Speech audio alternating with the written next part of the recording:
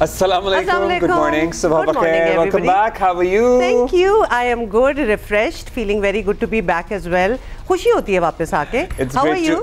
It's great to have you over again. Thank you very much. और शुक्रिया अलीना का for being with us throughout this time. Thank you Alina, if you are listening to me, thank you for filling in for me. It feels good to be back. और आप लोगों ने बड़े messages लिखे और आप लोगों की वजह से ही मैं वापस आई हूँ. हमें देख पे पूरा टाइम लगा के आई हूँ, कोई जल्दी नहीं आई है. अच्छा भाई कितने सालों में आपने देखा मैंने इतनी लंबी छुट्टी लियो, कभी ना कभी बनता है, but not for you, for me. ये अपने लिए ही ये सहूलत रखी हुई है, मुझे ये नहीं दस्तयाब है.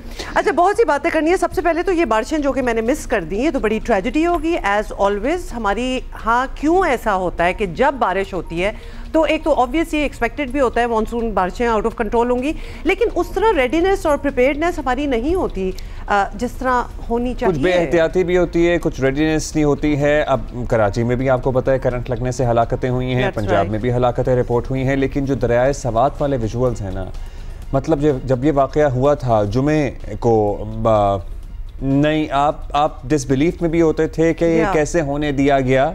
हमारे मुल्क में लोगों के सामने 25 करोड़ से ज़्यादा आबादी वाला मुल्क, मतलब इतने भी वसाइल नहीं है कि 17 लोग जो घंटों खड़े रहे, जो घंटों खड़े रहे पानी के दरमियान एक टीले पे उन्हें बचाने का कोई इंतजाम किया जा सके. अगर कोई पूरा एक रेला आया पानी का और कोई उसमें बह जाए, डूब जाए, दैट्स अनदर स्टोरी, वो भी बड़ी ट्रेजेडी है. लेकिन ये फैमिली तो विजुअली डॉक्यूमेंटेड है कि वो लिटरली 1 घंटे से ज़्यादा तो वहाँ खड़े रहे हैं. और कितनी कोई ख़तरनाक और दिल दहला देने वाली बात है कि वो एक एक करके ख़त्म होते गए. वो टीला जिस पे खड़े थे वो भी ऑब्वियसली छोटा हो गया, बहुत से फैमिली मेंबर्स बह गए. ये आप सोचें, जो आप वो ज़हनी कैफियत सोचिए कि वो जो माँ खड़ी हुई है या बाप खड़ा हुआ है या बहन खड़ी हुई है या भाई खड़ा हुआ है, जिसका भाई चला गया, अब बच्चा चला गया, अब दूसरे बच्चे के जाने का इंतज़ार है, फिर अपने मरने का इंतज़ार है. मतलब शायद कहीं उनके दिमाग में, दिल में ये उम्मीद की किरण ज़रूर होगी कि कोई हमें बचा लेगा, कोई मदद आ जाएगी. अब तो आ ही जाएगा कोई, लेकिन कोई नहीं आया. ये क्रिमिनल नेग्लिजेंस का एक और लेवल है कि जहां घंटे से ऊपर हो गया है. और यही हमें पता चल रहा है. हम अपने कॉरेस्पॉन्डेंट से अभी डिटेल में बात भी करेंगे कि एम्बुलेंस भी पहुंच गई, जैसे कि उनको, लेकिन जो उनको बचाने वाला एक्चुअल अमला था, दे नेवर शोड अप. मतलब इसी चीज़ों के लिए तो आपकी तैयारी होती है, तो किधर थे आप? और ये कोई दूर दराज इलाका नहीं है, ये कोई हम माउंट एवरेस्ट या K2 का बेस कैंप नहीं है, ये दरियाए सवात है. ये मेन शहर है जहाँ की ये बात हो रही है, जहाँ पे टूरिज्म हमारे बचपन से भी पहले से चल रहा है. मतलब क्या हम दरियाए सवात के इन स्पॉट्स की क्या बात करेंगे? आज किसी को बताने की ज़रूरत है कि यहाँ पे टूरिज्म हो रहा है. तो खैर बैकग्राउंड भी आपको दे देते हैं, अगर इफ़ यू डोंट नो. तो दरियाए सवात की हम बात कर रहे हैं, उसमें डूब कर जा बहक हो जाने वाले सयाहतों की तादाद जो है, सयाहों की 12 हो गई है. आई थॉट वैसे 10 थी, लेकिन अब 12 हो गई है. कल एक बच्चे की लाश जो है, जी बिल्कुल, कल एक बच्चे की लाश जो है वो 4 सदा में दरिया से मिल गई है. और सबात में जुमे को पेश आया है ये वाक़या, और इतना दर्दनाक था कि इसके मनाजिर अब तक लोगों के जहनों में, पता है ये ऐसे मनाजिर हैं कि ये आराम से निकलेंगे भी नहीं जहन से. एक ख़ानदान मौत को सामने देख रहा था, मदद के लिए पुकार रहे थे और वक्त भी बहुत मिला, लेकिन अफसोस कि उनकी जान बचाने का कोई बंदोबस्त नहीं हो सका. इस वक्त भी एक लापता बच्चे की तलाश जारी है. अब सवाल यही हो रहा है कि सवात में सयाहों की जान बचाने का जिम्मेदार कौन है, मतलब कौन है. बेसिकली आप हमें बता दें कि कोई ऐसा इदारा, कोई ऐसी टीम, कोई ऐसा महकमा है जो इन लोगों की जान बचाने का जिम्मेदार हो, जिसका काम ये हो, जिसकी ड्यूटी ये हो. तो ये रेस्क्यू 1122 क्या है? वो इक्विप्ड है, नहीं है, वो कितनी दूर मौजूद होते हैं सवात के इन टूरिस्ट स्पॉट से, इन मकामात से. उनकी टीमें, उनकी गाड़ियाँ, उनका अमला, उनका इक्विपमेंट, कीमती जानों को क्यों नहीं बचाया जा सका. मतलब आई वंडर उस पे जो बयानात आते हैं ना, उस पे जो, मतलब मैं मजाक नहीं कर रहा. जब ये विजुअल आप लोगों ने भी देखे होंगे, रात को नींद आ रही थी, दिल दहला रहे थे ना. सबसे ज्यादा हौलनाक मनाज़िर थे. तहरीक इंसाफ की हुकूमत पर तनकीद हो रही है, और शायद होनी चाहिए, क्योंकि इसमें शायद कुछ वजन भी है 18वीं तरमीम के बाद आपको एक दफ़ा याद दिला दें, प्रोविंशियल डिज़ास्टर मैनेजमेंट अथॉरिटी सूबाई हुकूमत के तहत काम कर रही हैं और ख़ास तौर पर एक ऐसा सूबा सयाहत जिसकी रोटी जो है रोजी रोटी का एक अहम जरिया है। मतलब हम जब टूरिज्म की बात करते हैं तो हम और कहाँ की बात करते हैं, वहीं की बात करते हैं ना। तो अगर वहाँ भी टूरिस्ट की हिफाजत को तरजीह नहीं दी गई तो सवालात तो डेफिनेटली फिर उठेंगे। और फिर ऐसी हुकूमत जो कि लगातार तीसरी मरतबा सूबे पर हुक्मरानी कर रही है, ये भी नहीं कि वो नए नए आए हों और उनको नहीं पता चला। You been doing this for a very long time और इसके जिम्मेदारियां तो ऑब्वियसली ज़्यादा बढ़ती हैं कि आपको कुछ करना चाहिए था। हर साल यही हो रहा होता है। बारिशें भी कोई ऐसी नई चीज़ नहीं है कि जी इस साल कुछ ज़्यादा ही हो गई हैं। एग्जैक्टली कुछ भी इसमें नया नहीं है। हर साल कोई इस किस्म की ट्रेजेडी सामने आती है। CCTV में वाक़े की तकरीबन 19 मिनट बाद एम्बुलेंसें पहुंची हैं, लेकिन जिस अमले ने डूबने वालों को रेस्क्यू करना था वो टीम बर वक्त नहीं पहुंच सकी। चीफ सेक्रेटरी खैबर पख्तूनख्वा शहाब अली शाह ने रेस्क्यू ऑपरेशन में कोताहियों का एतराफ़ किया, मगर इस वाक़े से सबक सीखने की बात भी कर रहे हैं। मतलब क्या ही सबक सीखें? ये वाक़या जब होता है उसके बाद एम्पैथी अगर हर तरफ से शो होती ना तो शायद ज़ख्मों पे नमक ना छिड़का जाता। जब सूबे का वज़ीर आला मीडिया के सामने इस्लामाबाद या कहीं और बैठ के बात करता है कि मैंने क्या करना था, मैंने कोई तंबू लगाने थे लोगों के लिए बारिशों में। Did he say that? And then you know other party ओहदेदारान कहते हैं कि इसको तो नहीं रोका जा सकता था, इसको कैसे बचाया जा सकता था, इसको बचाया जा सकता था। चीफ सेक्रेटरी का क्या कहना था, ये देखें।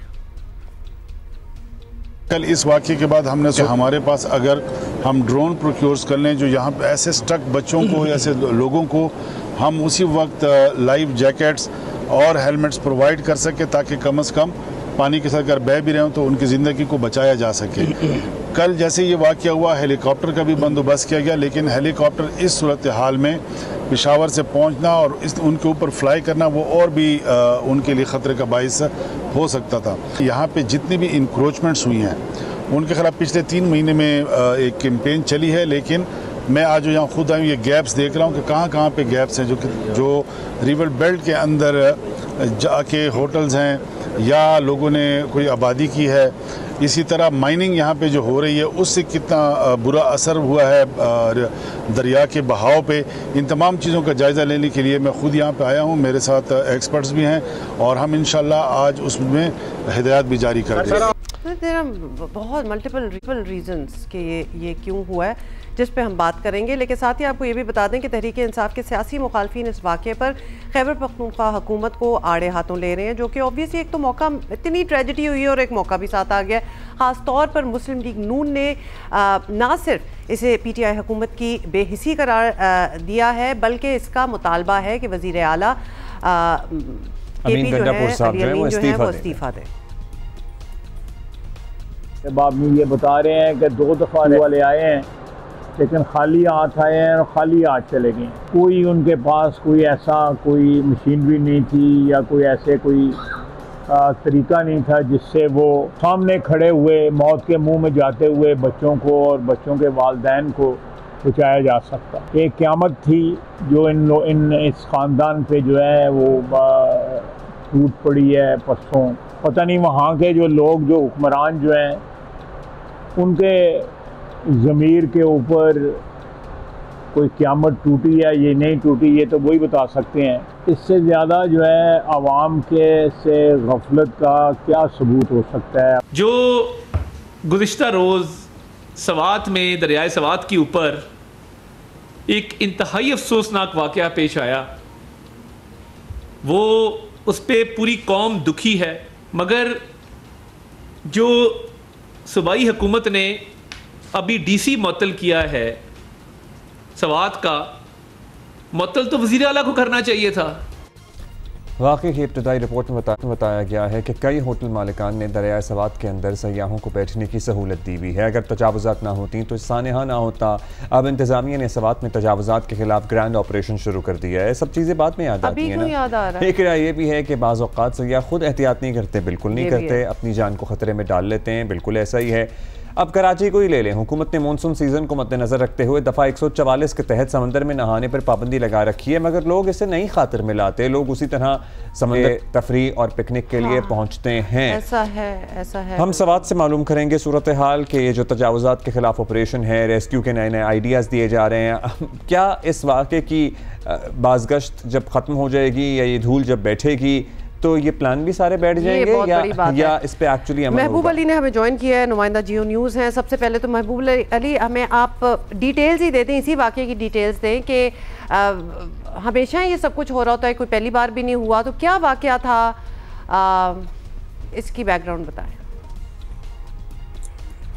देखिए, जहाँ तक सैलाब का ताल्लुक़ है तो हमने माजी में भी देखा है कि यहाँ पे 2010 का तबाहकुन सैलाब आया था, उसके बाद 2016 में यहाँ पे सैलाब ने तबाही मचाई थी, फिर साल 2022 में, और अभी जो साल 2025 का ये जो अभी सैलाब आया है तो शायद इस सैलाब की नौयत इतनी ज़्यादा नहीं थी, लेकिन इससे नुकसान बहुत हुआ है।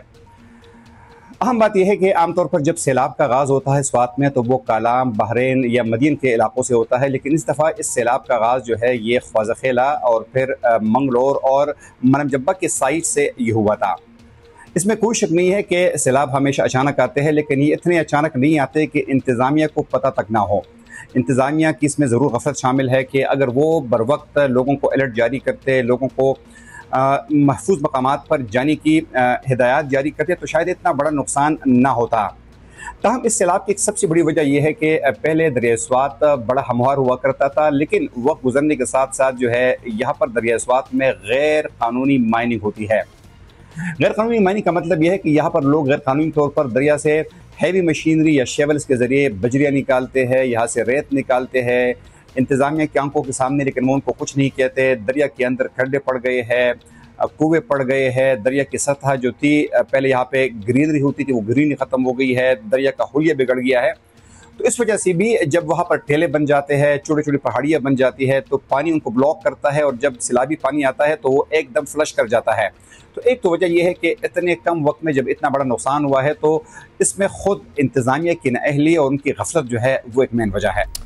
अच्छा महबूब साहब, अब तक जो बताया जा रहा है वो यही है कि रेस्क्यू इदारे, पुलिस वगैरह ताख़ीर से पहुँचे हैं। अगर वो बर वक्त पहुँच जाते तो क्या सूरत हाल मुख्तलिफ होती है? हम ज़रा समझने की कोशिश कर रहे हैं कि कोई तरीक़ा था कि ये सब इदारे अगर टाइम पे पहुँचते तो बचा लेते, कोई रस्सी फेंकते, कोई लाइफ जैकेट, कोई मशीनरी, कोई हेलीकॉप्टर, मतलब कुछ तो होता ना उनके पास, कुछ दस्तयाब हो सकता था इनके लिए या नहीं हो सकता था? कोई चारा ही नहीं था। देखिए, सबसे अहम बात यह है कि अगर आप हेलीकॉप्टर की बात करते हैं तो खैबर पख्तूनख्वा में सिविल हुकूमत के पास या फिर वज़ीर आला के पास सिर्फ एक हेलीकॉप्टर है जो कि उनकी खिदमत के लिए वहाँ पर मौजूद है। इसके अलावा अगर हम बात करें तो यहाँ पर रेस्क्यू के पास कोई हेलीकॉप्टर मौजूद नहीं है। रेस्क्यू का ऑफिस जो है जहाँ पर ये वाक़या पेश आया है बाईपास रोड पे, तो यहाँ से रेस्क्यू का दफ्तर जो है वो सिर्फ 3 से 4 किलोमीटर के फासले पे है। जबकि जो रिपोर्ट अभी आई है, आज सूबाई हुकूमत ने जो रिपोर्ट जारी की है तो उसके मुताबिक रेस्क्यू की गाड़ी जो है वो 19 मिनट की ताख़ीर से पहुंची है। तो सबसे पहली बात तो यह है। दूसरी अहम बात यह है कि जब रेस्क्यू को इन्फॉर्म किया गया कि दरियाई स्वात में एक वाक़या पेश आया है, लोग फंस गए हैं, तो होना तो ये चाहिए था कि उनके पास इक्विपमेंट होता, उनके पास कश्तियाँ होती, उनके पास रस्सियाँ होती, ताकि जो दरिया में स्टैंडर्ड लोग थे उनको बचाया जा सकता। लेकिन जब ये लोग यहाँ पर पहुँचे हैं तो उन्होंने बाद में ये रियलाइज़ किया है कि हमारे पास तो इक्विपमेंट की कमी है। दोबारा जब उन्होंने इक्विपमेंट का ऑर्डर किया तो इक्विपमेंट जो है वो फिर 15-20 मिनट की मज़ीद ताख़ीर से पहुंचा। उसके बाद पानी का रेला इतना तेज़ हुआ था कि वो लोग जो थे वो उस दरियाई रेले में या सैलाबी रेले में जो है वो बह गए थे। तो कहने का मकसद ये कि अगर ये लोग वक्त पर पहुंचे और अगर साथ साथ में रेस्क्यू के पास अगर गोताखोर होते, ट्रेन लोग होते जो कि मकामी तौर पर तैयार करदा जो कश्तियाँ है जिसको जाला भी कहते हैं, अगर उसमें वो खुद सफ़र कर सकते तो यकीनन कीमती जानों को बचाया जा सकता था। जो मेकशिफ्ट बोट्स टाइप हैं जो लाशें ढूंढ रही हैं, एक्चुअली यही कश्तियाँ लोग नहीं निकाल सकती थी। यही तो बात है, ये जो टाइमिंग है ना कि मतलब 19 मिनट बाद पहुंचे और फिर कितनी देर बाद पहुंचे। इमरजेंसी सर्विस का मतलब क्या होता है? फौरी इमरजेंसी पड़ी हुई है, फौरी पहुंचे। अगर वो ही नहीं काम हो रहा तो then it's lacking in a lot of things। महबूब अली, ये भी बताइएगा कि अब ऑब्वियसली हुकूमत ने फौरी तौर पर तो दरिया किनारे जो होटल हैं उनको बंद करने का काम शुरू कर दिया, लेकिन ये ऑब्वियसली आसान काम नहीं होगा। क्या मकामी लोग और होटल मालकान, टूरिस्ट, मतलब ये सारे ये ताउन कर रहे हैं या हुकूमत को भी ज़बरदस्ती करना पड़ेगी? देखिए तजावीज़ात के ख़िलाफ़ ऑपरेशन करना हमेशा एक मुश्किल तरीन काम है, और आज नहीं बल्कि कल जब हमने देखा कि यहाँ पे बाईपास रोड पे जब ये ऑपरेशन शुरू किया गया तो लोगों की जानिब से मुज़ाहिमत का सामना ज़रूर करना पड़ा, इंतज़ामिया को, पुलिस एहलकारों को, TMA को। लोग जो थे उन्होंने एक लम्हे पर पुलिस पर पथराव भी किया, कुछ लोगों को गिरफ्तार भी किया गया, साथ में सड़क पर पत्थर फेंके गए, साथ में बॉटल जो है वो फेंके गए, जिसके बाद भी इंतज़ामिया ने वहाँ पे ज़रूर तजावीज़ात के ख़िलाफ़ ऑपरेशन किया, लेकिन यकीन एक मुश्किल तरीन काम है। लेकिन सबसे अहम सवाल ये है कि जब ये तमाम इमारतें बन रही थी तो ऐसे मौके पर इंतज़ामिया कहाँ थी?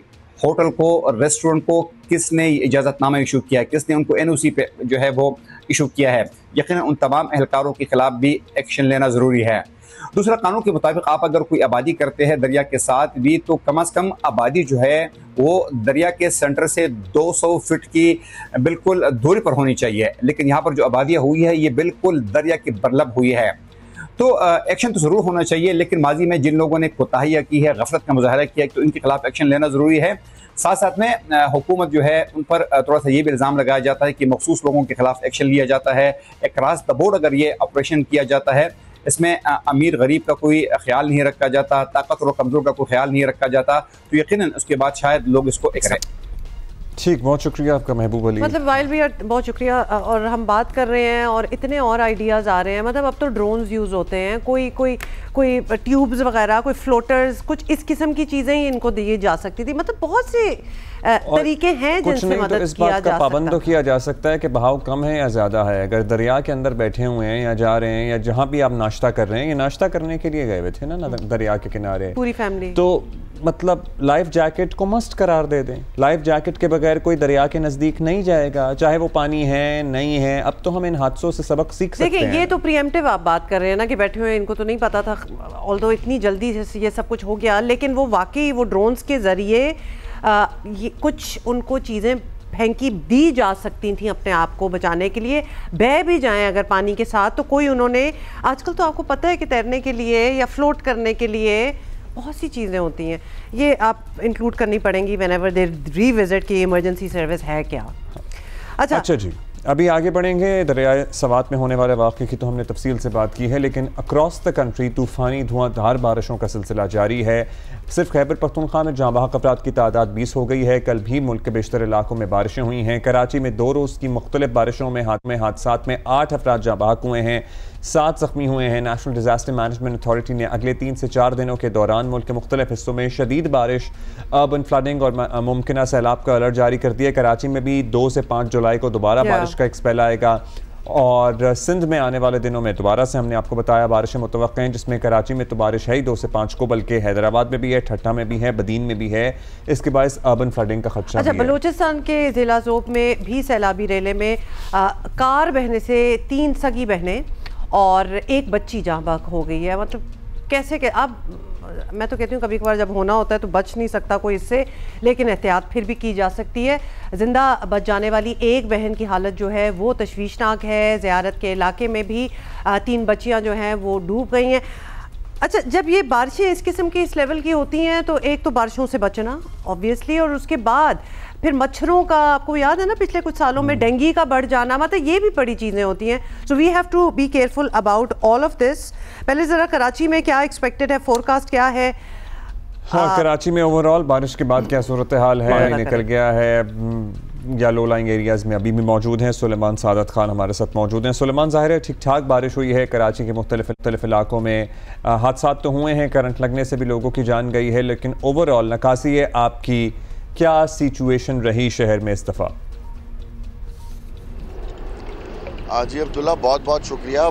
नकासी आपकी सूरत हाल शहर में ये रही कि जब हमने देखा कि मुसलसल 1 रोज़ तक मूसलाधार बारिश हुई कराची में, तो जो कराची की अहम शाहराएँ थीं वो कदरे बेहतर रहीं, लेकिन जो इलाके थे अंदरूनी इलाके, जैसे let's say if we take I A. Chundrigar road as an example, तो जो आई.ए. चुंदरीगढ़ रोड की मेन सड़क थी या आर्टरी थी वो क्लियर थी, लेकिन अंदरूनी इलाके जो है वहाँ पर पानी मौजूद था। और इस शहर का इतना कॉम्प्लेक्स निज़ाम है कि मेन जो शाहराएँ हैं वो बल्दिया उज़्मा कराची की ज़िम्मेदारी हैं, 42 बड़े नाले बल्दिया उज़्मा कराची की ज़िम्मेदारी हैं, उनकी सफाई थी, इसी वजह से जो है वो शहर की अहम तरीन जो शाहराहें हैं वो क्लियर थी। लेकिन जो अंदरूनी इलाके हैं वहाँ पर जो है वो टाउन म्यूनिसिपल कॉरपोरेशन हैं, आइए चुंदरीगढ़ रोड के साथ ही मुत्तसिल जो इलाका है वो जो है वो टाउन म्यूनिसिपल कॉरपोरेशन की जिम्मेदारी है।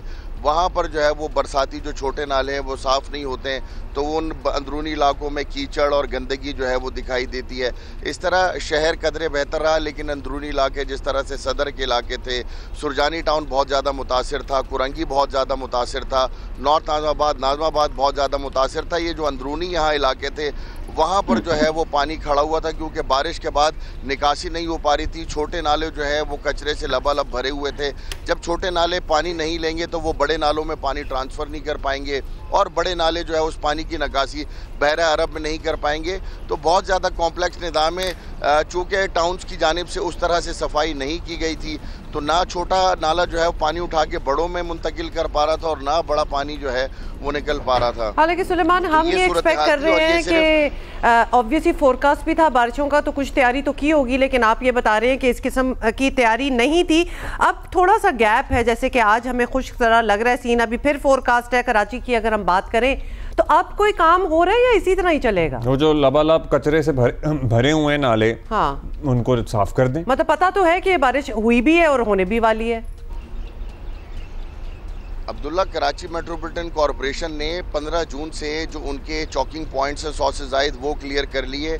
जो मेन सड़कों के राइट और लेफ़्ट पर जो है वो बरसाती छोटे नाले हैं उनकी विंचिंग का काम कर लिया। लेकिन जो अंदरूनी जो नाले हैं, जहाँ से अगर आप नाज़माबाद में जाएँ, ज़ियाउद्दीन हॉस्पिटल के पीछे जाएँ, वहाँ 2-2, 3-3 फुट पानी था। उसकी बुनियादी वजह ये थी कि वहाँ से जो छोटे नाले बीच में आप देखेंगे अक्सर गली मोहल्लों के जो नाले होते हैं वहाँ पर कचरा मौजूद होता है। तो जो कचरा वहाँ पर मौजूद था उसके बायस जो शहर में लग ऐसा रहा होता है कि शहर जो है वो डूबा हुआ है, लेकिन शहर जो है वो मुकम्मल मोटरेबल था। बारिश जब हो रही थी तब भी मोटरेबल था और उसके बाद भी मोटरेबल था। लेकिन जो अंदरूनी इलाके हैं वो बहुत ज़्यादा मुतासिर हैं, जिसकी वजह से लगता यूँ है कि बारिश के बाद जो है वो कराची बहुत ज़्यादा मुतासिर होता है। लेकिन उसके बरक्स शहर की जितनी भी अहम तरीन शाहराहें थी, मेन इलाके थे, वो तमाम तर क्लियर थे। लेकिन नालों की सफाई होना बहुत ज़्यादा ज़रूरी है, जो कि अंदरूनी इलाके हैं बिलखुसूस, और साथ ही साथ जो बड़े नाले हैं उनकी सफाई जो है बिजली की फराहमी की क्या सूरत हाल रही? अब चूँकि बारिश, कितने फीडर स्ट्रिप हुए और कितने हादसात रिपोर्ट हुए? देखिए, माजी के मुकाबले में हादसा जो है वो कम ट्रिप हुए, क्योंकि के इलेक्ट्रिक की जानिब से अर्थिंग भी कर दी गई है। तो उस हिसाब से जो है वो वाक़यात कम जो है वो रिपोर्ट हुए। 200 के लगभग जो है वो ट्रिप हुए। 2100 से ज़ायद जो है वो कराची में जो है टोटल फीडर थे के इलेक्ट्रिक के। लेकिन उसके बरक्स जो है वो सिर्फ 200 के लगभग जो है वो सिर्फ कुछ वक्त के लिए ट्रिप हुए। लेकिन मजमूई तौर पर शहर में जो है वो सूरत हाल जो है वो बेहतर रही। जी ठीक, बहुत शुक्रिया सुलेमान, थैंक यू। अभी इसी पे बात करते हैं। डॉक्टर फैसल साहब हमारे साथ मौजूद हैं। डॉक्टर साहब को हमने इसलिए ज़हमत दी हैं, मौलिज हैं मुतादी अमराज के, कि हम ज़रा एहतियाती तदाबीर अपना लें। बारिश के बाद जो वबाई अमराज फूटते हैं ना, उनसे कैसे बचा जा सकता है। डॉक्टर साहब, पानी जगह जगह पटल्स बना के अभी भी खड़ा है, वो ज़ाहिर है मच्छरों की ब्रीडिंग का एक ग्राउंड बनेगा। So what should be done? और इसके अलावा जो पेट के इश्यूज होते हैं, गैस्ट्रो वगैरह, क्या वो भी बारिशों के बाद बढ़ जाते हैं? जी, अस्सलाम वालेकुम, बताने का शुक्रिया। तो बिल्कुल आप सही कह रहे हैं कि एक दफ़ा ये बारिशें होती हैं तो अब हम एक्सपेक्ट करते हैं कि एक तो पेट वाले अमराज जैसे कि टाइफाइड हो गया, डायरिया हो गया, कॉलरा हो गया, इसमें इजाफा होगा। और दूसरा फिर उसके कुछ हफ्तों बाद फिर मच्छरों का इजाफा होगा, तो फिर डेंगू, मलेरिया, इन बीमारियों में हम इजाफा देखेंगे। बचाव का तरीका आसान है। सर्दी की बारिश के मौसम में पकौड़े वगैरह खाने का मूड होता है, मगर ख्याल ये रखना है कि कच्चा पानी ना लें। ऐसा कोई चीज़ ना लें जिसके अंदर उबला हुआ पानी ना हो, जैसे चटनी हो गई, बर्फ़ हो गया। और जो भी पानी आप लें वो उबाल के लें। इसी से आप फिर इन सब चीज़ों से बच जाएंगे। अच्छा, हम तो ये we will go step forward and say कि आप ना खाएं इन दिनों में बाहर का खाना और इस किस्म की चीज़ें। Although you are very right, पकौड़ों का आपने जिक्र किया और वो उसी की तलब हो रही होती है, चाट वगैरह, ये मौसम के साथ मैच करती हैं चीज़ें। ये डेंगू मलेरिया, मतलब मच्छरों ने तो आना ही है, उसको तो रोकथाम, अब कितने साल गुजर गए, हमेशा इस सीज़न में हम ये बात करते हैं, तो वो तो होगा। हम अपने आप को किस तरह बचाएं? वही बात है कि सारी या तो अपने ऊपर कोई इंसेक्टिसाइड इस किस्म की चीज़ें मलें या फिर पानी को ढक के रखें। डिस्पाइट ऑल दीज मेजर्स फिर भी डेंगू होता है इस मौसम में लोगों को। बिल्कुल सही। सो मच्छर तो अनफॉर्चुनेटली यहाँ पे हैं, जस्ट लाइक दुनिया के इस पूरे इलाके में एक्चुअली मच्छर बहुत हैं। अभी जो हम पीक देखेंगे, पहले हम मलेरिया का देखेंगे, उसके बाद फिर कुछ महीनों बाद फिर डेंगू आना शुरू होगा। बचने का तरीका वही है कि आपको मच्छरों से बचना है, जिसका मतलब है कि घर के अंदर आप मच्छर का मैट इस्तेमाल करें या नेट से इस्तेमाल कर सकते हैं। और जब बाहर जाएँ तो फिर वो जो इंसेक्टिसाइड नहीं, वो जो मच्छर से जो रिपेलेंट होते हैं, जो लोशन होते हैं जो मच्छरों से बचाते हैं, आप वो इस्तेमाल करें। दूसरी बहुत इंपॉर्टेंट चीज़ ये, घर में जितने भी आपकी खिड़कियाँ वगैरह जिस पर जाली लगी हुई है, तो कोशिश करें कि वो चेक कर लें कि कोई फटा हुआ तो नहीं है, ताकि उसको आप अभी से बंद कर दें ताकि मच्छर अंदर ही ना घुसें। बहुत शुक्रिया आपका, थैंक यू डॉक्टर साहब फॉर टाइम। डॉक्टर साहब से बात हुई है, जो वो कह रहे थे वी ऑल नो दैट, बस पता नहीं क्यों भूल जाते हैं और ऐसी चीजें याद नहीं है, वो ही खाने पीने स्टार्ट हो जाते हैं सारे। घर में भी आप जैसे चटनियाँ वगैरह बना रहे हैं, तो जो पानी आप चटनियों में या किसी भी चीज़ में इस्तेमाल कर रहे हैं, जूस वगैरह में इस्तेमाल कर रहे हैं, उसमें आप बॉइल्ड वाटर यूज़ करेंगे। लोग क्या करते हैं, फौरन चटनी है ना, नलके से पानी लिया, नहीं, यू कांट डू दिस। किसी चीज़ में नलके से पानी ना डालें, मतलब ये कोई नहीं, ऐसा ना करें। ओके, ब्रेक ले रहे हैं। Good morning.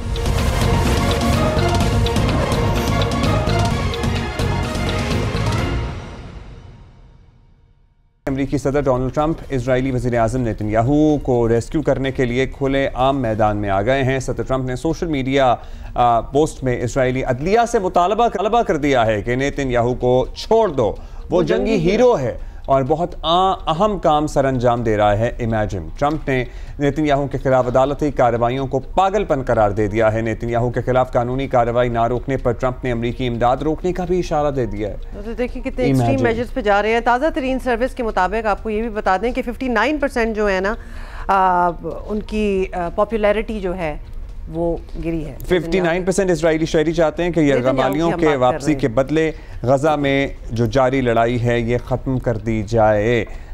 ये है सूरत हाल। डॉक्टर आदिल नजम बॉस्टन यूनिवर्सिटी से हमारे साथ मौजूद हैं, उनसे बात करते हैं। डॉक्टर साहब शुक्रिया। डॉक्टर साहब, सबसे पहले तो बड़ा बुनियादी सवाल कि क्या ईरान और इजराइल की आरजी जंगबंदी मुस्तकिल अमन में कन्वर्ट होती हुई आपको नज़र आ रही है? और फिर ये जो सदर ट्रंप आए हैं और जो जंगी हीरो करार दे रहे हैं नेतन्याहू को, उस पर भी बात करेंगे। नहीं जी, बिल्कुल ये सवाल का तो जवाब कदरे आसान है। बिल्कुल अमन में तब्दील होती नज़र नहीं आती। ये वही है जिससे उसका नाम है, मतलब है ये सीज़ फायर है। और चाहे वहाँ हो या हमारे अपने बॉर्डर पे हो, हमें बिल्कुल क्लियर होना चाहिए कि सीज़ फायर से मुराद क्या है। सीज़ फायर से है कि इस वक्त जो है एक पॉज है, और ख़ुसूसन इज़राइल, ईरान और यूएस, अब इस जंग को हमें ईरान यूएस जंग भी कहना चाहिए।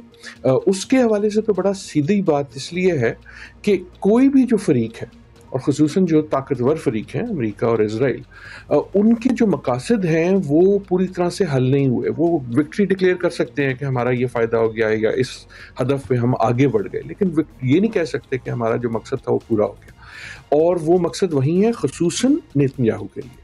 सो आई डू नॉट थिंक इसका मतलब ये है कि अमन आ गया। हाँ, ये हो सकता है कि कुछ देर के लिए जो है ना सिर्फ सीज फायर हो गया है, लेकिन एस्केलेशन जो है वो कम हो गई है।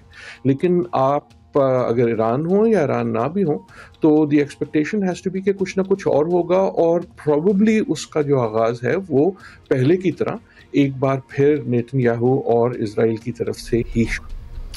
अच्छा, तो आपने कहा है कि ये बेसिकली आप कह रहे हैं ये पॉज है, ये सीज़ फायर एज सच नहीं है। तो इस पॉज की तरह ही क्या आप गज़ा में मतलब आप देख रहे हैं कि कोई जंगबंदी जो है वो मुमकिन हो या कुछ पॉज भी हो? वहाँ तो कुछ ऐसा भी नहीं हो रहा, तो क्या अमेरिका ऐसा कर सकता है या करवा सकता है? जी, इस वक्त तो देखें, जो हमें बात सुनाई देती है जंगबंदी के हवाले से गज़ा में या इज़राइल और फ़लस्तीन के दरमियान डोनाल्ड ट्रंप की तरफ से, बात तो ज़रूर सुनाई देती है, लेकिन ट्रंप साहब के साथ कभी कहा नहीं जा सकता कि वो जब बात कर रहे हैं तो वो प्लान का इजहार कर रहे हैं, उम्मीद का इजहार कर रहे हैं, या वो सिर्फ शोबदाबाजी है उस वक्त की। लेकिन यकीनन उनका डोमेस्टिक एजेंडा ये कहता है कि अगर वो किसी तरह थोड़ी बहुत टूटी भज्जी कोई सीज़ फायर करवा दें तो उनके लिए अच्छा है, क्योंकि वो डिस्ट्रैक्ट करेगा करेगा जो उनकी मुश्किलात अंदरूनी मुल्क हैं, वो बहुत बड़ी मुश्किलात हैं उससे, तो यकीनन उनकी कोशिश होगी कि किसी ना किसी किस्म का अनाउंसमेंट हो जाए। नेतन्याहू क्या अग्री करेंगे या नहीं, क्योंकि इस इक्वेशन में ये इक्वेशन बड़ी चेंज हो गई है। अब मसला ये नहीं कि अमेरिका कहेगा और इजराइल कर लेगा। अमेरिका कहता है प्लीज़ नेतन्याहू, कभी मान लेते हैं कभी नहीं मान लेते। इस वक्त जो है हालात इस किस्म के हैं, और उस हालत में विल ही एक्सेप्ट और not, may be he will, may be कोई किसी किस्म की अनाउंसमेंट आ जाएगी, लेकिन अगर आई भी तो हमें ख्याल रखना ये चाहिए कि कम से कम 2 सीज़ फायर ट्रंप के होते हुए भी हों। उन सीज़ फायर का क्या हुआ, किस हद तक इम्प्लीमेंट हुए? ट्रंप साहब साथ बात कर रहे हैं कि जी मैंने एड भी बढ़ा दी, क्यों? वो एक नैरेटिव बनाना चाहते हैं कि जी अमेरिका बड़ी मदद कर रहा है, लेकिन वो एड किसको जा रही है और किस तरह डिस्ट्रीब्यूट हो रही है, और वो खुद कत्ल गारत का एक बायस बन रही है, ये भी हमारे सामने है। देखें, पिछले हफ्तों में ईरान की वजह से भी और उसके अलावा भी एक तरह से गजा की जो सूरत हाल है वो पीछे हट गई है। इसका ये मतलब नहीं है कि वहाँ इन हफ्तों में बड़ा कोई अमन था और बड़ा सब कुछ ठीक था। नेतन्याहू और उनका प्लान तो उसी तरह जारी है। सो यस, सीज फायर का ऐलान हो सकता है। No, I do not think कि वो परमानेंट किस्म का सीज फायर होगा, और जो हमें ईरान में नज़र आ रहा है या जो हमें यकीनन पाकिस्तान और भारत में नज़र आ रहा है, आई थिंक उससे कहीं ज़्यादा फ्रेजाइल होगा, क्योंकि कम से कम इस इलाके की जो इक्वेशन है वो वही है, और Netanyahu is set in his desire, वो फैसला कर चुके हैं कि ये उनका आखिरी मौका है और he is going towards the final solution. सूरत हाल तो ज़ाहिर है बहुत हौसला अफजा नहीं है, और सर्टनली मतलब चाहे वो ह्यूमैनिटेरियन एड के ऊपर आप बंदूकों के ज़रिए लोगों को कत्ल करना शुरू कर दें। अब तो उनका अपना अखबार हारट्स जो है वो भी लिख रहा है, और बहुत कुछ आवाज़, अब हमने 59% लोगों की राय भी आप तक पहुंचाई है कि लोग चाहते हैं कि गैरगमालियों के बदले अब इस जंग को बंद होना चाहिए, लेकिन नेतन्याहू नहीं समझ रहे हैं। अच्छा डॉक्टर आदिल, ये भी बताइएगा कि सदर ट्रंप के ताज़ा बयान की अगर हम बात कर लें तो बिल्कुल यही लग रहा है कि वो तो साइड भी ले रहे हैं मौजूदा इजरायली वज़ीर आज़म की, ऑब्वियसली बड़ी वोकल वो साइड ले रहे हैं, उनकी अदलिया को वो सुना रहे हैं, हीरो करार दे रहे हैं उन्हें, वो उनको हीरो करार दे रहे हैं। तो ये आप किधर जाते हुए बात देख रहे हैं, क्योंकि ट्रंप को नेतन्याहू के सियासी मामलात में बजाते खुद वो दखल हो गए हैं, तो that is a lot of investment there. जी यकीनन इस वक्त तो ना सिर्फ ट्रंप के साथ, हमें बाइडन के साथ भी ये नज़र आता था कि जो रिलेशनशिप गहरी है वो नेतन्याहू की है, और नेतन्याहू की एक्चुअली जो रिलेशनशिप है वो अमेरिकन सदर से कहीं ज़्यादा अब कांग्रेस और एक तरह से पूरे अमेरिका की जो मशीनरी है, स्टेट मशीनरी, उसके साथ है। हमने बाइडन के ज़माने में देखा कि बाइडन साहब भी कई बातें कहते रहे, और Netanyahu would just not agree, he would just not agree, वो डायरेक्ट कांग्रेस के पे चले जाते थे, डायरेक्ट जो है वो अमेरिकन सदर की को अपोज करते थे। और कुछ जो हमें नजर आता है ट्रंप साहब की फ्रस्ट्रेशन जो उनकी ज़बान में भी नजर आती है कई बार नेतन्याहू के लिए, वो इसीलिए आती है because he kind of realises कि ये जो रिलेशनशिप है ये बड़ी अनईक्वल सी है। अजीब बात है, लेकिन ये अमेरिका की एक सियासी हकीकत थी, और मैं थी इसलिए जोर कर रहा हूँ कि लगता ये है, ऐसा नहीं कि चेंज हो गई है, लगता ये है कि ये तब्दील हो रही है। हमने गुज़िश्ता कई माह से जो चीज़ें देखी, चाहे वो न्यूयॉर्क में जो ज़ोहरान ममदानी हैं उनकी जीत हो डेमोक्रेटिक पार्टी का टिकट हासिल करने के लिए मेयर के लिए, या वो कॉन्सर्ट्स हों दुनिया में, या वो वेस्ट के कुछ और ममालिक से हमें स्टेटमेंट्स नज़र आए, या खसूसन और मेरे ख्याल में बुनियादी ये है, या वो जो नौजवान हैं अमेरिका के खसूसन कैंपसेस पे उनकी गुफ्तगू हो, उससे ये नज़र आ रहा है कि there is not just an Israel fatigue, लेकिन ये सवाल पूछा जा रहा है कि यार ये इजराइल ने हमारे लिए क्या किया है, हम क्यों इनकी जंगें लड़ते हैं। वो सवाल जो पूछे नहीं जा सकते थे, जो रेड लाइन समझे जाते थे, वो अब पूछे जा रहे हैं। कांग्रेस में हमें ये नहीं नजर आता, अब उसकी जो भी सियासत है, लेकिन जब आम सियासत बदलेगी तो फिर कांग्रेस की सियासत भी पूछे तो जाना शुरू हुए हैं। बहुत शुक्रिया डॉक्टर वक्तिया। लेकिन जाहिर है अब बगैर किसी लगी लिपटी के सदर ट्रंप उनको बचाने के लिए मैदान में आ गए, कह रहे हैं कि मैं इमदाद बंद कर दूंगा अगर इनके खिलाफ ये जो केसेस हैं। और जो फिर लेकिन अगर सवाल पूछे जाते हैं, प्रोटेस्ट किए जाते हैं, तो वहाँ पाबंदियाँ लगा देते हैं, तो ये भी बड़ा मुश्किल है। बहुत कुछ हो रहा है। अच्छा, हम ले रहे हैं ब्रेक।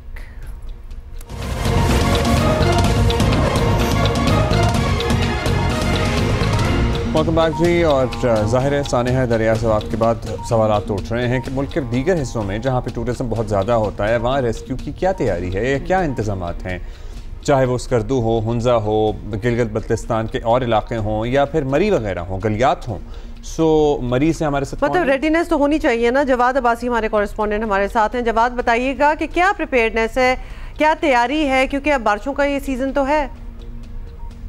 जी देखें, गरमाई सीजन हो या सरमाई, पाकिस्तान के तुलो अरसे सियाह बहुत बड़ी तादाद में मरी समेत शुमाली इलाका का रुख करते हैं। अभी जो है वो 3 से 4 जो है वो डैम्स हैं, उनके ऊपर जो है वो लोग जाते हैं, तैराकी करते हैं। लेकिन अभी मैं बताऊँ तो सैरिफ फरीज जो है वो अंगूरी डैम है, जहाँ पे हर साल 2-3 जो है वो अमवात जो है वो नौजवानों की रिपोर्ट होती है जो मरी और रावलपिंडी इस्लामाबाद से जो आते हैं और वहाँ पे आके तैराकी करते हैं। लेकिन अब की बार जो है वो मरी में जितने भी जो आबशारें थी, जो डैम्स है, उनके ऊपर जो है वो सेक्शन 144 इम्पोज कर दिया गया है डिप्टी कमिश्नर मरी की जानिब से। और वहाँ पे मैं अगर बात करूँ रेस्क्यू के हवाले से, तो जितने भी इस तरह के डैम्स और इस तरह की जो जगह हैं वहाँ पे जो वाटर कैंप्स जो है वो रेस्क्यू की जानिब से जो वहाँ पे बनाए गए हैं और वहाँ पे तमाम तर जितने भी इक्विपमेंट्स हैं, अगर अल्लाह ना करे इस तरह का कोई सानिया रोनमा हो जाए तो वो फौरी तौर पर उनको रिस्पॉन्ड करेंगे और रेस्क्यू करेंगे। साथ साथ जो मरी में सबसे बड़ा मसला है, चूँकि इस वक्त भी आप देखें जो बादल है वो बिल्कुल ज़मीन तक आए हुए हैं और इस तरह प्री मानसून और मानसून में जब बारिशें होती है तो वो बड़ी मूसलाधार बारिशें होती हैं और उन बारिशों में जो है वो मरी और गलियात में जो है वो लैंड स्लाइडिंग के खतरात जो है वो बहुत ज़्यादा मंडलाने लगते हैं। और जब लैंड स्लाइडिंग होती है तो उसके जद में बहुत सारी गाड़ियाँ भी आ सकती हैं, बहुत सारे लोग भी आ सकते हैं।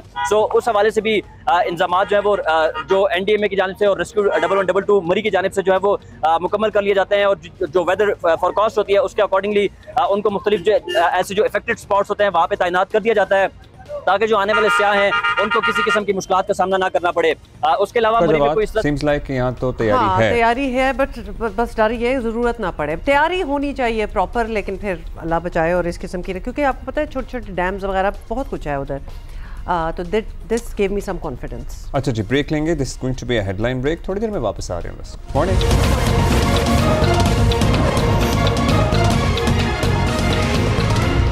वेलकम बैक जी। हम पाकिस्तान भर के जो टूरिस्ट स्पॉट्स हैं ना उसमें क्या हिफाजती इक़दाम हैं रेस्क्यू इदारों के पास, in case of any emergency क्या किया जा सकता है क्या नहीं। हमने मरी की सूरत हाल आपको बताई। मरी से हम थोड़े से सेटिस्फाइड थे कि वहाँ कुछ मुजफ्फराबाद और गिरदोनवाह में क्या सूरत हाल है इन केस ऑफ एनी इमरजेंसी, क्या इदारों के पास इतना सामान है, ऐसे ट्रेंड लोग हैं या नहीं हैं। आरिफ उर्फी हैं हमारे दोस्त, वो हमें बताएंगे। Over to you Arif. मजमूई तौर पे तो पूरे मुल्क की सूरत-ए-हाल एक जैसी ही है अगर महकमों की कारकर्दगी के हवाले से बात की जाए। कैपेसिटी के इशूज़ हैं, गवर्नेंस के इशूज़ हैं, लेकिन आज़ाद कश्मीर को ये खुसूसियत हासिल है कि आज़ाद कश्मीर के 10 अजला में जो 100-125 लोग जो हैं बाकायदा ट्रेंड हैं और फिर उनको बहुत सारे डिज़ास्टर्स में काम करने का भरपूर तजुर्बा है। यानी 2005 का ज़लज़ला हो या तब्दीलियों की वजह से हमारे यहाँ बहुत सारे वाक़यात जो पेश आते रहते हैं, नेचुरल डिज़ास्टर्स जो आते रहते हैं, उनमें लोगों को काम करने का अब बहुत तजुर्बा है। एक स्पोर्ट यहाँ पे रेस्क्यू डिपार्टमेंट को ये है कि यहाँ पे एक पुलिस है जिसको हम कहते हैं टूरिस्ट पुलिस। तो टूरिस्ट पुलिस जो है वो लोगों को साथ साथ जो बाहर से आने वाले सयाह होते हैं उनको गाइड करते रहते हैं कि किस जगह पे खड़े होना है, किस जगह पे खड़े नहीं होना। ये अलग बात है कि हमारे ज़राए का ये कहना है कि वो जो टूरिस्ट डिपार्टमेंट है पुलिस का, टूरिस्ट पुलिस का, उनके भी वसाइल बहुत महदूद हैं, बल्कि अभी तक शायद उनकी बहुत सारी गाड़ियां जो हैं उनमें फ्यूल भी नहीं है, लेकिन इसके बावजूद वो भरपूर काम जो है वो कर रहे हैं। तीसरी जो अहम बात है उस इलाके में कि यहाँ के लोग रजाकाराना तौर पे किसी जगह पे कोई डिजास्टर हो जाता है तो पहले रिस्पोंडेंट के तौर के ऊपर सबसे पहले वो आगे आते हैं। तीसरा एडवांटेज यहाँ पे लोगों को ये हासिल है कि यहाँ पे कंट्रोल लाइन के ऊपर जो यहाँ पे पाकिस्तानी अफवाज तैनात हैं तो वो किसी हादसे वाक़े में फौरी तौर के ऊपर रिस्पॉन्ड करती हैं। लिहाजा ये कहा जा सकता है कि आज़ाद कश्मीर में रेस्क्यू डिपार्टमेंट के साथ साथ यहाँ के लोग, यहाँ के जो टूरिस्ट पुलिस है और फिर किसी हद तक यहाँ पे जो पाकिस्तानी अफवाज यहाँ पे तैनात है वो वाक़यात में नुकसानात को बहुत महदूद कर देते हैं, बहुत कम से कम करने में बहुत अहम किरदार अदा करते हैं। टेंशन वाले विजुअल्स थे वैसे जो भी थे, हाँ। जितने भी हमने आपको बीच में दिखाए हैं, एक तो लोग जाहिर है बहुत बढ़ चढ़ कर लोगों की मदद के लिए दस्तयाब होते हैं, लेकिन वो भी एट टाइम सेफ नहीं होता क्योंकि जो बचाने जा रहा होता है वो भी मर जाता है। ये हमने देखा है, पर्टिकुलरली हम कराची में रहते हैं, समंदर वाले वाक़यात में हमने देखा है कि जब कोई डूब रहा होता है उसके पीछे जो भी जाता है और फिर एक के बाद वो पूरा ख़ानदान इस तरह पानी की नज़र हो जाता है। बल्कि एडवाइस यही किया जाता है कि अगर कोई एक बहुत ही मुश्किल में फंस जाए तो कोई आम इंसान जिसको ना एक्सपीरियंस हो तो वो ना कूदे पीछे, because it can be a double disaster. अच्छा, अभी आरिफ उर्फी ने जो यहाँ के हालात बताए हैं तो we can see some readiness, कुछ तैयारी इधर नजर आ रही है। टूरिज्म पुलिस एग्जैक्टली, इसको मतलब आपने नाम दिया? नहीं, उन्होंने कहा था। अच्छा ठीक है, लेकिन साथ साथ मैं ज़रूर ये कहूँगी कि मौसम इस किस्म का है कि आप ना जाएं आजकल। ये टूरिज्म मतलब अगर तो आप मुल्क से ही निकल रहे हैं, लाहौर कराची इधर उधर से जा रहे हैं, तो these are not the days, don't go at this time. ठीक है प्रिपेयर्डनेस, बट इवन देन दरियाओं में तो यानी तो एक बात है लैंडस्लाइडिंग, रोड ब्लॉकेज, और बहुत से लोग आपको पता है चीजें भी हो जाती बहुत से लोग आपको पता है कि इन दिनों में ज्यादा ट्रैवल करते हैं छुट्टियां समझ के। वैसे तो Just wait for this period to go, उसके बाद कुछ देर के लिए आप अनवर शहजाद हमारे साथ मौजूद हैं, तर्जुमान PTMA हैं खैबर पख्तूनख्वा के। अनवर साहब शुक्रिया। अनवर साहब बहुत दिल ज़ाहिर गमगीन हैं, जो विजुअल्स हैं बड़े दिल दहला देने वाले हैं। लिटरली एक खौफ तारी था जिस दिन ये वाक़या हुआ, और देखते हम सब ने ही देखा कि किस तरह एक पूरा ख़ानदान, बहन भाई, उनके बच्चे, हर इंसान अपने आप पे रख के सोचता है कि ये सूरत हाल तो किसी पे भी आ सकती है। ये लोग इसी तरह पिकनिक मनाने के लिए गए थे, सैर करने के लिए गए थे। और अनवर साहब हमारी ये सोच थी कि एग्जैक्टली इन्हीं चीज़ों के लिए NDMA जो है वो काम करता है, और बहुत प्रिपेयर्डनेस होगी, बहुत तैयारी होगी, क्योंकि हर साल ही हम देखते हैं कुछ इस किस्म का हादसा होता है। जी अस्सलाम वालेकुम जी। ऐसा है कि आपकी बात बिल्कुल सही है, हमें भी ख़ुद भी इस पे बहुत ज़्यादा अफसोस हुआ है। ये वाक़या वाकई बहुत दिल खराश वाक़या था। इसमें अगर देखा जाए ना तो हमारा जो क्लाइमेट चेंज है, हमारा क्लाइमेट चेंज की वजह से बहुत ज़्यादा चेंजेस आ रही है। अभी मैं आपकी इसकी मिसाल दे देता हूँ कि अब ये जो उस दिन जो बारिश हुई थी तो ये क्लाउड बर्स्ट हुआ था। 3 हमारे ट्राइब्यूटरीज थी, मट्टा, ख्वाजा खेला और चारबाग। यहाँ पर जो है ना क्लाउड बर्स्ट हुआ है। अच्छा, अपर स्वात में मौसम क्लियर था, वहाँ पर पानी का लेवल क्लियर था। डाउन स्ट्रीम पे जो थे ख्वाजा खेला से, वहाँ पर जो है ना पानी बहुत तेज़ी से आया है, इतना तेज़ी से आया है कि किसी को समझ ही नहीं पड़ी कि इतना ज़्यादा। घंटा पहले वहाँ पर रीडिंग थी तकरीबन 7000 क्यूसिक थी, और वो घंटे बाद जो थी वो 77,000 तक पहुँची है। तो ये हमारा जो था, हमारा वहाँ पर गेजेस भी लगे हैं। गेजेस पे जैसे रीडिंग आई है तो वो रीडिंग जो है ना वो तमाम इरिगेशन डिपार्टमेंट सब। सर आप लोगों का काम सिर्फ इंटिमेट करना है कि हाँ जी क्लाउड बर्स्ट हो जाएगा, यहाँ पे फ्लड आ सकते हैं, या आपका अपना डिज़ास्टर मैनेजमेंट का भी कोई निज़ाम है? मतलब कोई आपकी कोऑर्डिनेशन रेस्क्यू इदारों से, या आपका अपना कोई निज़ाम हो जिसमें एक रेस्क्यू टीम अलग हो, या सिर्फ हाँ जी आपने चूँकि मैनेज करना है इसलिए आप हुकूमतों को, इदारों को बता देते हैं कि जी ये हो सकता है? ऐसा है कि हमारा जो हर इदारे का अपना एक फंक्शन है। तो हमारा जो PDMA का ये है कि हम सबसे पहले जो है ना प्रिपेयर्डनेस पे काम करते हैं। तो हमारा जो मेट डिपार्टमेंट होता है वहाँ से पे हम पहले सबसे पहले वहाँ पे हमें एडवाइज़री आती है।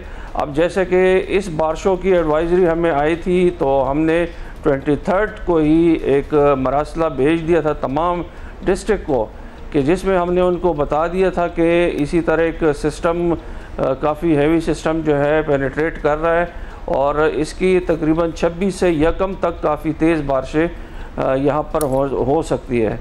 तो इसमें हमने तमाम डिस्ट्रिक्ट्स को पहले से ही अलर्ट जारी कर दिया था। फिर उसके बाद हमने 25 को एक हमारे पास अलर्ट आ गई थी कि ग्लाफ इवेंट भी हो सकते हैं, ग्लेशियर्स में जो है वो भी हमारे आउटबर्स्ट हो सकते हैं। तो इसकी वजह से भी हमें फ्लड का सामना पड़ सकता है। तो उसमें भी हमने तमाम जो स्वात है, जिसमें कि दीर अपर है, जिसमें कि चतराल है, कोहिस्तान है, इनको जो हमने अलर्ट जारी कर दिया था। अनवर साहब, आप जब अलर्ट जारी करते हैं, हम ये समझने की कोशिश कर रहे हैं कि जब आप अलर्ट जारी करते होंगे, हम उसको एक्सट्रीम कोई रेड अलर्ट ही समझ रहे हैं कि ऑब्वियसली सीरियस सिचुएशन बन सकती है।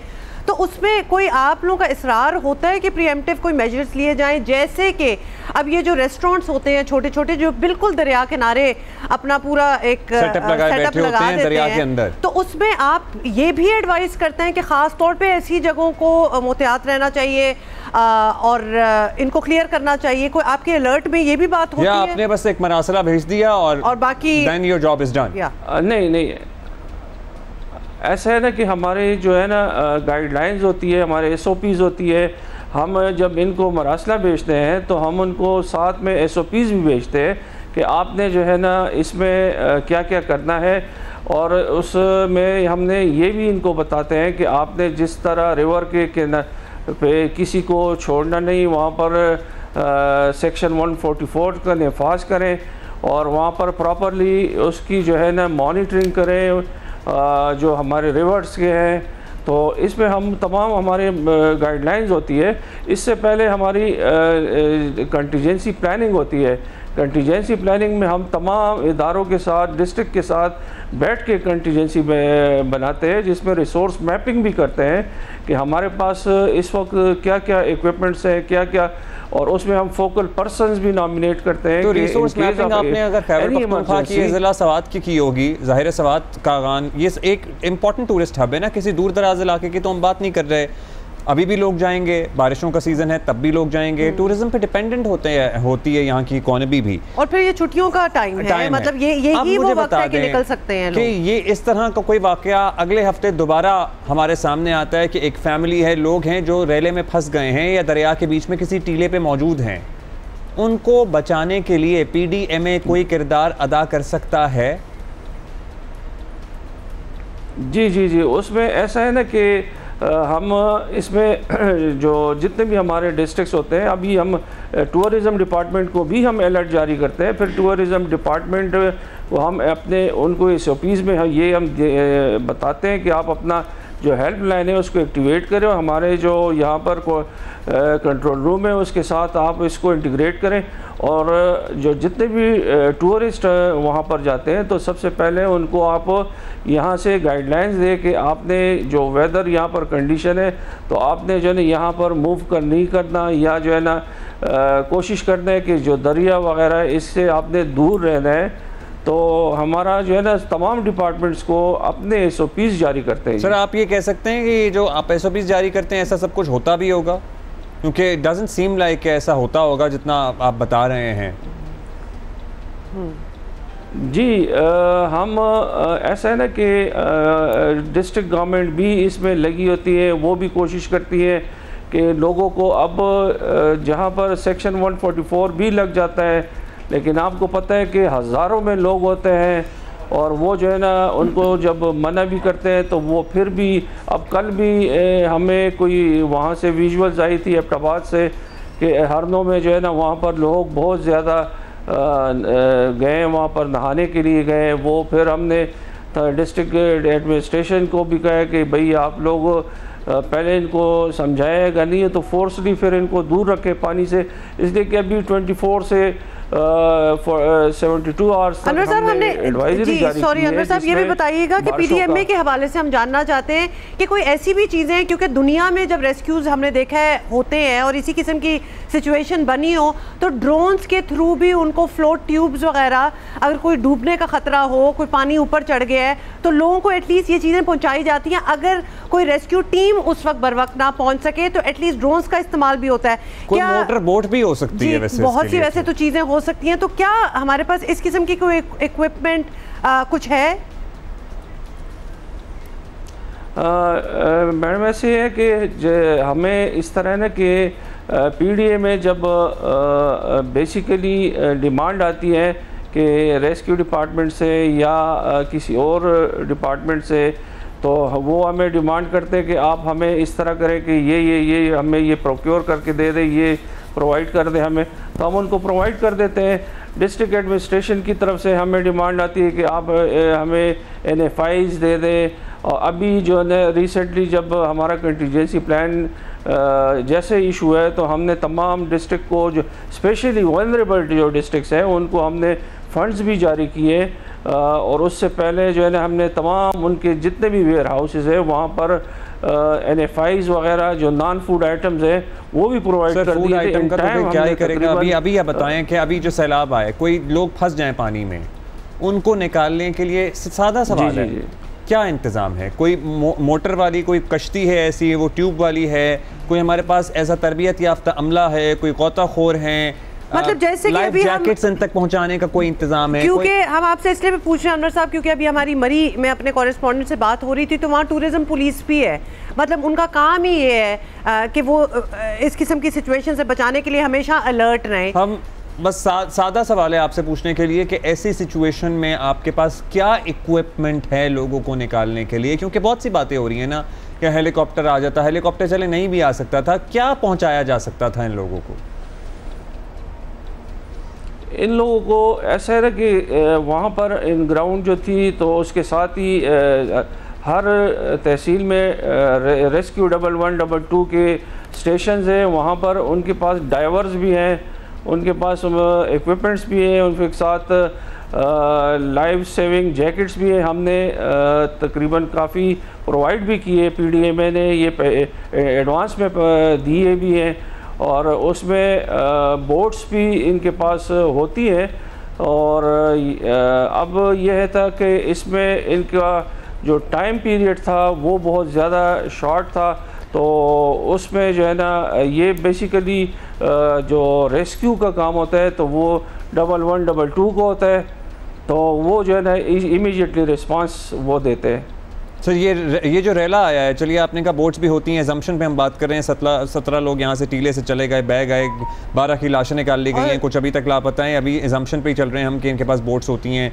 खैर होती हैं तो किस काम आ रही हैं या किस काम नहीं आ रही, वो तो सबने देख ही लिया। इतनी जल्दी भी मिनटों में नहीं हुआ, घंटे तक। ये जो पानी का रेला है, फैमिली थी, उनको टाइम लगा है सारों को। हाँ, हम ये पानी के रेले का आपसे पूछ लें, ये मतलब कितना टाइम लगा? ये कुछ गेज हो सका कि ये ज़ाहिर है खुश्क होगा दरिया जब ये लोग गए थे या नाश्ता कर रहे थे, उसके बाद कितनी देर में ये पानी जो जिस तरह बेकाबू हो गया? और पीछे से क्या वार्निंग चली आ रही होती है कि हाँ जी अब पानी का रेला यहाँ से गुजर गया, अब आगे आप लोग होशियार हो जाएं, अपनी जो इंस्टॉलेशंस है, अपनी तनसीबात, जो होटलों में चारपाइयाँ लगाई हुई हैं, सब हटा लें, लोगों को निकाल लें?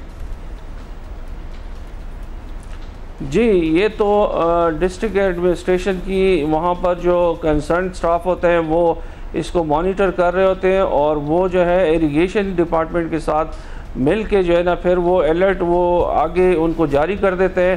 तो ये इन होटलों वालों को उन्होंने काफ़ी मरतबा नोटिस भी दी है, इनको जुर्माने भी किए, इनको अरेस्ट भी किए है। इवन कि कल उन्होंने फिर एक्शन दिए, डिस्ट्रिक्ट गवर्नमेंट ने तमाम तोड़ भी दिया, अब कम्प्लीटली उसको ख़त्म कर दिए कि ये तो समझते नहीं है, इनको इतनी मरतबा कह के जुर्माने लगा के इनसे अरेस्ट भी करके अब जो है उन्होंने मुकम्मल उसको जितना भी इस बाईपास रोड पे होटल्स थे तो उन्होंने उनको तमाम ख़त्म कर दिए यहाँ से। अच्छा, ये भी बताइएगा अनवर साहब, अगर आपके पास कोई फिगर्स है आपके साथ तो हमारे साथ शेयर कीजिएगा कि केपी ऑब्वियसली सयाहत जो है उसके लिए बड़ी पॉपुलर डेस्टिनेशन है, वहाँ बहुत से ऐसे मकामात हैं और लोग जाएंगे, और क्यों ना जाएं, मतलब छुट्टियाँ चल रही हैं, लोग तो बाहर से भी आते हैं, बैरून मुल्क से भी आते हैं पाकिस्तान की ये सारी जगह देखने के लिए। कोई फिगर है हमारे पास कि कितने टूरिस्ट आते हैं हर साल, और आप क्या एक्सपेक्ट करते हैं? ऑब्वियसली कुछ फिगर होगा तो उस हिसाब से तैयारी भी होगी, तो कुछ शेयर कर सकते हैं?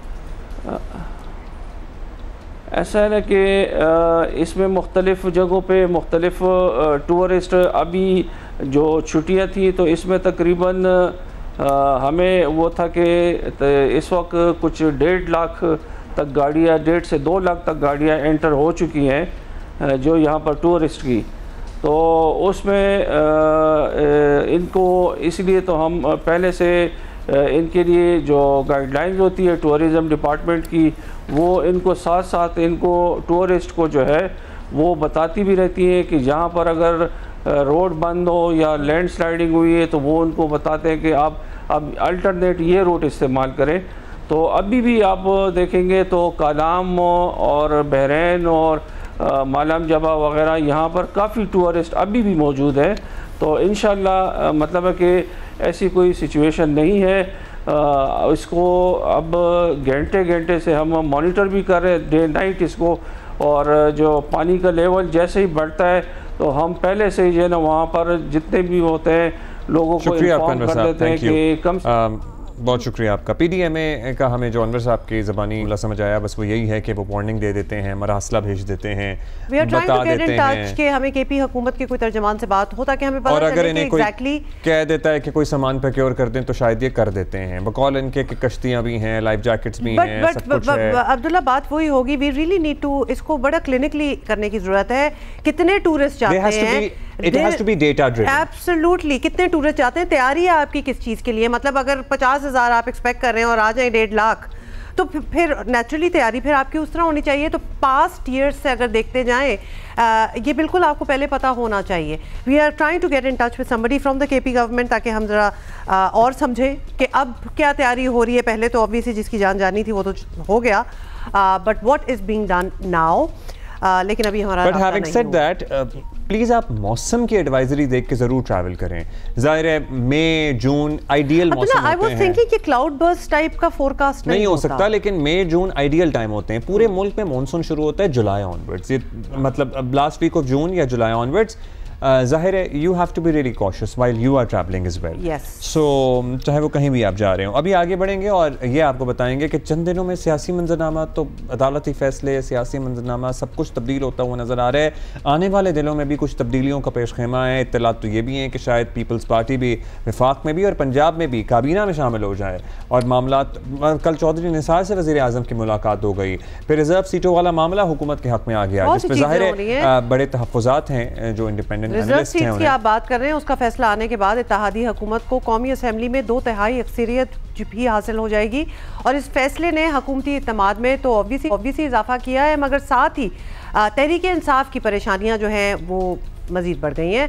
और ऐसी भी बातें हो रही हैं कि खैबर पख्तूनख्वा असेंबली के अंदर भी कोई अनहोनी हो सकती है। अब वो क्या अनहोनी है ये भी देखा जाएगा।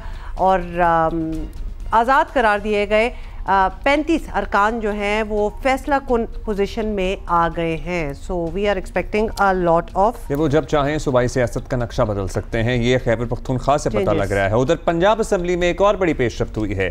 PTI के लिए किसी नए सियासी तूफान का इशारा दे रही है ये पेशरफ्त। स्पीकर पंजाब असेंबली मलिक अहमद खान ने PTI के 26 अरकान को हंगामा आराई करने पर ना सिर्फ मुअत्तल कर दिया है बल्कि उन्हें नाअहल करार देने के लिए इलेक्शन कमीशन रेफरेंस भेजने का ऐलान कर दिया है।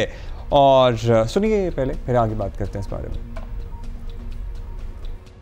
आपको नहीं पता कि आप मुझे आप एक रेफरेंस लिखकर भेजने पे मजबूर कर रहे हैं।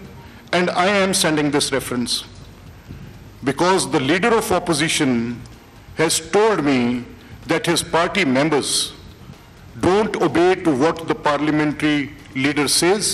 And I'm sending this reference to the Election Commission as a speaker against all these 26 members इन 26 अफराद के खिलाफ कि इन्होंने अपनी पार्लिमानी पार्टी लीडर की हदायत को तस्लीम नहीं किया उमर अता बंदयाल के फैसले की रोशनी में, जिसके नतीजे में मियां हमजा शहबाज शरीफ की हुकूमत गिरी थी। मैं इन 26 अरकान के खिलाफ रेफरेंस आज ही इलेक्शन कमीशन ऑफ पाकिस्तान को भेज रहा हूँ। अच्छा खैर, 52 जो MNAs हैं PTI के वो ऐसे हैं जिन पर 9 मई के मुकदमात चल रहे हैं। अगले 40 दिन में सुप्रीम कोर्ट की हिदायत के मुताबिक उनके केसेस के अगर फैसले हो जाते हैं और उसके नतीजे में वो नाअहल हो जाते हैं तो वो एक नया सियासी धचका होगा। इसी पे बात करते हैं। और फिर मुमकिन शमूलियत जो है पीपल्स पार्टी की काबीनाज, उसके अलावा भी बड़ी बातें हैं। राना सनाउल्लाह हमारे साथ हैं। राना साहब, सबसे पहले तो तहरीक इंसाफ पर बात तो करेंगे, लेकिन एक बड़ी गैर मामूली पेशरफ्त हुई है और इस पर आपकी राय चाहते हैं हम। क्या चौधरी निसार मुस्लिम लीग नून में वापस आने वाले हैं? क्योंकि अचानक उनकी याद फिर कैसे वज़ीर आज़म को आ गई, उनका जिक्र हुआ, बताइए। देखें, मियाँ साहबान और जो पाकिस्तान मुस्लिम लीग नून की लीडरशिप है उनमें बड़ी रवादारी है और वो अपने तल्लकात को, अपने दोस्तों को न कभी बुलाते हैं और ना ही कभी जो है वो उनसे दूर रहना या उनको रखना चाहते हैं। चौधरी निसार अली खान साहब से मियाँ साहबान का, मियाँ नवाज शरीफ साहब का और मियाँ शहबाज शरीफ साहब का, दोनों का बड़ा एक करीबी और इंतहाई इज़्ज़त और एहतराम का जो है वो तल्लक रहा है।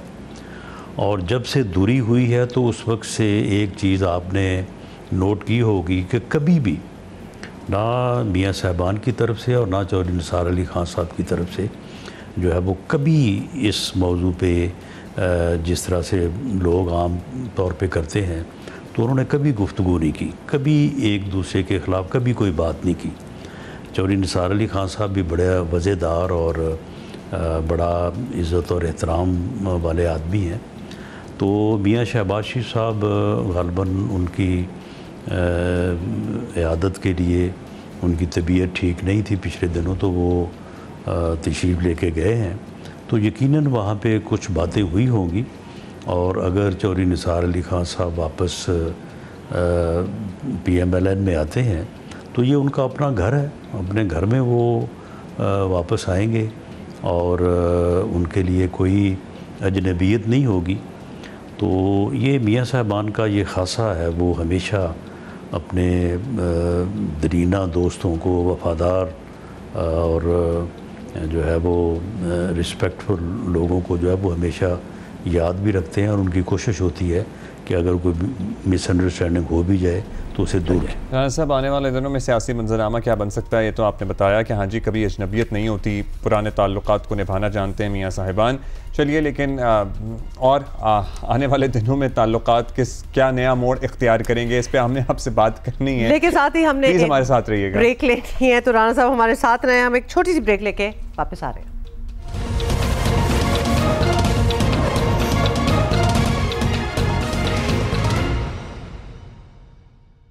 वज़ीर आज़म के राना साहब, बहुत शुक्रिया, आपने हमारे लिए इंतज़ार किया। राना साहब तहरीक इंसाफ की बात करेंगे सर्टनली। अब उन्हें वज़ीर आज़म बैठ कर बात करने की ऑफ़र करते हैं। उधर हम असम्बलियों की सूरत हाल देखें तो कौमी असम्बली में भी और पंजाब असम्बली के स्पीकर उनके ख़िलाफ़ रेफरेंस भेज रहे हैं, शायद इसके नतीजे में वो ऐवान से बाहर हो जाएँ।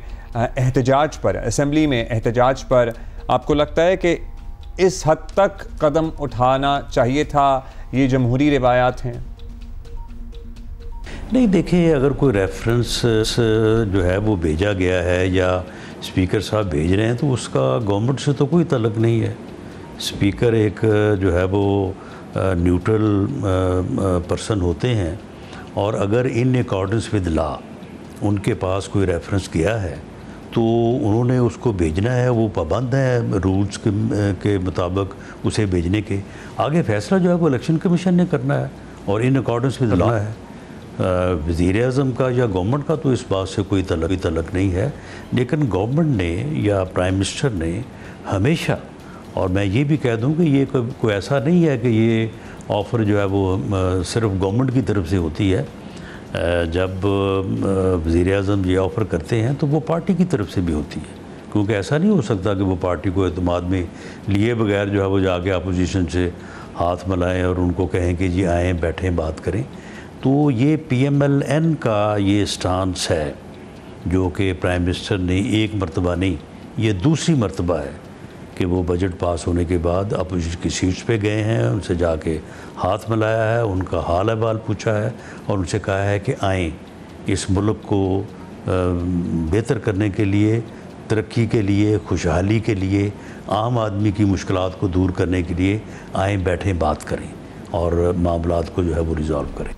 लेकिन राना साहब अब ऑप्शंस क्या रह गए उनके लिए, क्योंकि अगर तहरीक इंसाफ को ऐवान में रहना है तो उन्हें कुछ ना कुछ तो करना होगा। तो क्या वो स्पीकर हजरात से बात करें तो काम बन सकता है या अब उन्हें रेफरेंस फेस करना ही होगा? नहीं, देखिए, रेफरेंस जो है वो तो इन अकॉर्डेंस विद लॉ है। अगर कोई लीगल इशू बनेगा तो रेफरेंस स्पीकर का भेजना मजबूरी है, ये कोई स्पीकर साहब का चॉइस नहीं है। वरना स्पीकर साहब सरदार या सादक साहब जितने अपोजिशन के साथ वो फेयर हैं, फ्रेंडली हैं। मैं तो जब भी वहाँ पे उनके ऑफिस गया हूँ तो अपोजिशन के लोग वहाँ पे बैठे होते हैं और वो उनकी जो भी मामलात हों उनमें वो बड़ा जो है वो प्रोएक्टिवली जो है वो चाहते हैं कि इनको रिलीफ मिले। आप ये देखें, ये जो प्रोडक्शन ऑर्डर है, सबके प्रोडक्शन ऑर्डर जो है वो उन्होंने जो है वो जारी किए हैं, जबकि PTI के दोस्तों को ये याद रखना चाहिए कि हमारे तो 6-6, 7-7 माह, कभी एक बार भी जो है वो प्रोटेक्शन ऑर्डर जो है वो जारी नहीं हुए, और जब मेरा प्रोटेक्शन ऑर्डर जो है वो जारी नहीं हो रहा था तो एक दफ़ा मैंने स्पीकर साहब से, जो असद कैसर साहब थे, मैंने उनसे गिला किया था जब मैं ज़मानत पे आया, तो उन्होंने कहा कि खान साहब की इजाज़त नहीं थी। तो अपने ज़माने को भी उनको याद करना चाहिए। तो स्पीकर साहब का कंडक्ट बड़ा फेयर है, और स्पीकर साहब के पास हमेशा अपोजिशन के दोस्त जो है वो बड़े अच्छे माहौल में वहाँ पे मौजूद होते हैं। तो प्राइम मिनिस्टर ने भी उनको यही ऑफ़र दी है कि अगर आपने बात करनी है तो आपको कोई ज़रूरी नहीं कि आपने मेरे पास आना है, मैं वहाँ पे आ जाऊँगा और स्पीकर साहब के चैम्बर में बैठ के हम जो है वो बात कर सकते हैं। ठीक है जी, तो कम है राना साहब, अभी आपका शुक्रिया, फिर आपको दोबारा सहमत देंगे, और भी कुछ इशूज़ हैं जिस पे हम बात करना चाहेंगे आपसे। And that is it for right now, see you tomorrow इंशाल्लाह। Tomorrow, bye.